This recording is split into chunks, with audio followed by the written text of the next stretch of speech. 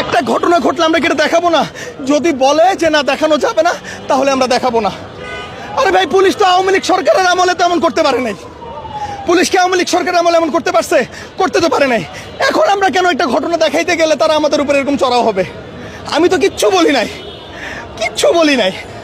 অন্যান্য সাংবাদিক কয়েকজন তারা বলতেছিল যে ভাই আমাদেরকে মারতেছে। মাসুদ ভাই, টিসি মাসুদকে যখন প্রশ্ন করতেছিল কয়েকজন সাংবাদিক, আমি শুধু আমার ক্যামেরাটা আমি ধরেছিলাম।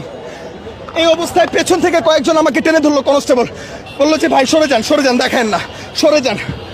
আমি ওদের কথা পাত্তাই দেই নাই। আমি ওদের দিকে ফিরা তাকায় আমি আবার আমার ক্যামেরা টিসি মাসুদের দিকে ধরে আছি। উড়ে এসে এক কনস্টেবল আমাকে এখানে বাড়ি মারলো। কয়েকটা ক্যামেরা মানে রেকর্ডও হয়েছে, কয়েকটা। ওদের তো সব ঢাকা, ওদের তো নাম নাই। এখানে বাড়ি মারছে। এইটাতে আমি ধরতে ধরতে আরেকজন উড়ে এসে আমার মাথার মধ্যে ঘুষি মারছে, আরেকজন আমার ঠিক এখানে লাথি মারছে। ভাই আমি কেন দেখাবো না? একটা ঘটনা ঘটলে আমার কাজ কি? আমার কাজ কি? আমার কাজ তো দেখানো, আমি তো দেখাবোই। যদি বলে যে না আপনারা দেখাইতে পারবেন না, যদি নিয়ম করে দেয়, আমি দেখাবো না।